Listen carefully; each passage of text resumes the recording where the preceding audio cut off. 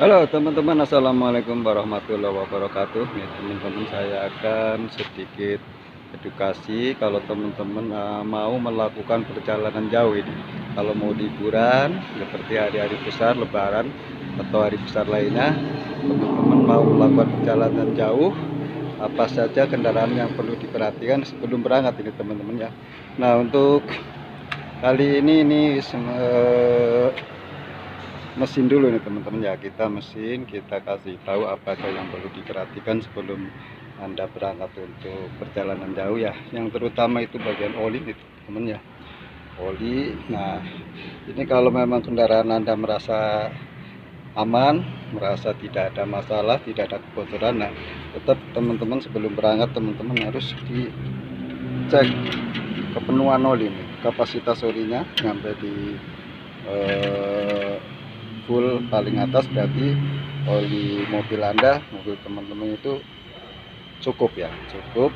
Nah kalau memang sudah pernah ganti oli, riwayatnya belum lama, jadi cukup dicek olinya, kapasitas olinya ya. Nah yang kedua teman-teman itu misalkan minyak-minyak ini, ada minyak rem, kalau memang riwayat rem servis belum lama, tetap teman-teman diperiksa ini teman-teman ya, bisa kepenuhan minyak remnya. Terus kopling, minyak kopling, kalau memang ada kebocoran ini tidak akan kurang ini teman-teman ya. Nah kalau memang ada kurang, teman-teman bisa cek, mungkin ada kebocoran di master atas atau master bawah. Nah yang ketiga teman-teman, ini teman-teman bisa dicek air radiator. Kalau lihat dulu semua radiator seputar ya, seputar radiator tidak ada kebocoran, teman-teman bisa buka, kepenuhan radiatornya cukup. Nah untuk cadangan ini ya, nah untuk cadangan air radiator teman-teman bisa secukupnya, ini penuhnya sampai di sini ya. Nah untuk bagian kelistrikan ini teman-teman bisa cek kekencangan kepala aki, kabel-kabel aki, ada kerusakan atau korosi atau enggak ya. Jadi teman-teman kita bisa cek sebelum teman-teman berangkat. Terus ini pasti udah kepala udah bersih, terus aki tahu riwayatnya kapan penggantian ya, karena aki sekarang itu umurnya paling sekitar 2-3 tahun ya. Nah untuk selanjutnya teman-teman ya, setelah kita udah cek minyak-minyak, oh ya ini teman-teman, kalau teman-teman yang masih mau pakai mobil ya, terutama mobil-mobil ya seperti kayak ini nih, Kijang tahun berapa ini, tahun 2000, Kijang 2000 cc ini. Nah ini kan power steeringnya mobil-mobil lama itu masih pakai minyak nih, pakai minyak soring. Teman-teman bisa dicek ini minyaknya ya, kecukupannya ini. Kalau udah cukup nyampe ada tanda maksimal, berarti tidak ada kebocoran, tidak ada masalah ya. Ini supaya untuk menjaga hal-hal yang tidak diinginkan di jalan dan supaya perjalanan teman-teman ini nyaman. Nah yang ke berapa ini ya, pokoknya seterusnya lah ya, yang seterusnya ini teman-teman bisa cek fan belt valmirnya ini, fan belt atau reed belt ini semua nih. Nah ini kita lihat, ini lihat kalau ada keretakan, supaya tidak terjadi putus di jalan, teman-teman bisa diganti dulu ini ya. Nah kalau untuk mobil-mobil yang dulu kan untuk alternator, untuk AC, untuk power steering itu fan beltnya atau tali kipasnya pisah-pisah nih ya. Cuma kalau untuk mobil-mobil sekarang kan satu reed belt atau satu fan belt itu untuk semuanya. Jadi kalau teman-teman nggak periksa ya, kalau ada putus di jalan udah repot, karena memang tidak bisa bekerja semua elektriknya ya, elektrikal, terus power steering ya, pengisian untuk aki ya tidak kerja ini teman-teman. Nah untuk ban ini teman-teman ya, ini paling utama ini ban teman-teman. Kalau bisa itu kita lihat ban kembangnya itu minimal itu ya di atas 50% lah ya teman-teman. Nah untuk umur ban ini teman-teman bisa kita lihat ini. Nah ini kode pembuatannya, ini ada tanggal, ada bulan, ada tahun. Jadi teman-teman kalau misalkan memang ban itu kembangnya masih bagus, tapi ternyata umurnya udah terlalu lama, udah mungkin lebih 10 tahun. Nah ini ban ini akan bantat.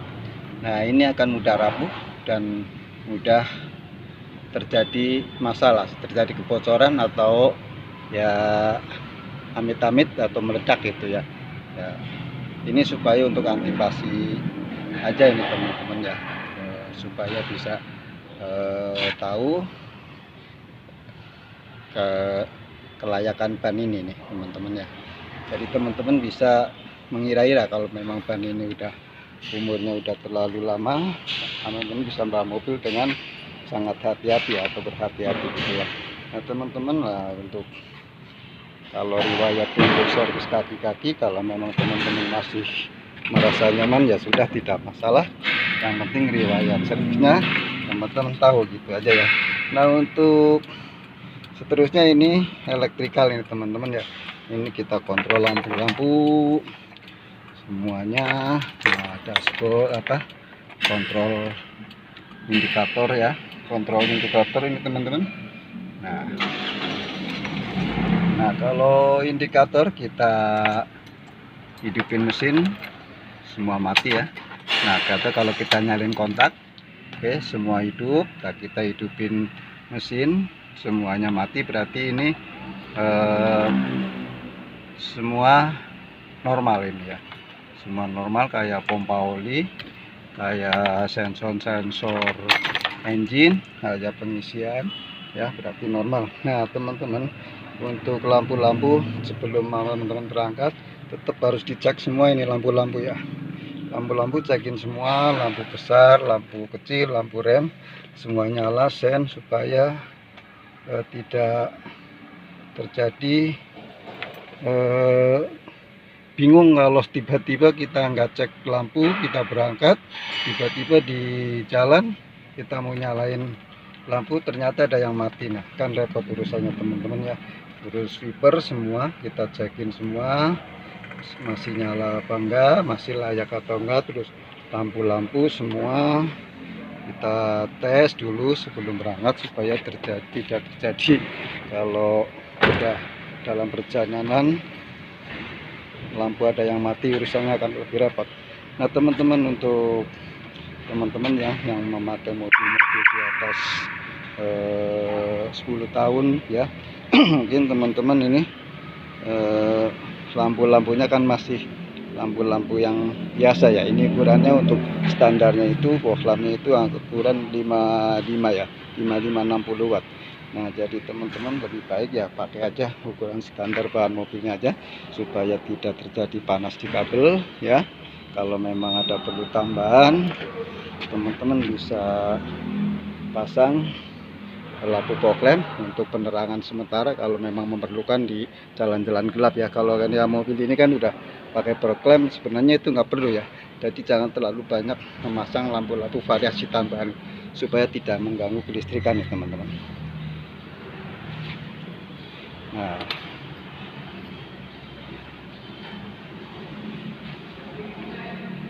oke teman-teman, selamat melaksanakan perjalanan, semoga selamat sampai tujuan, semoga kembali dengan selamat.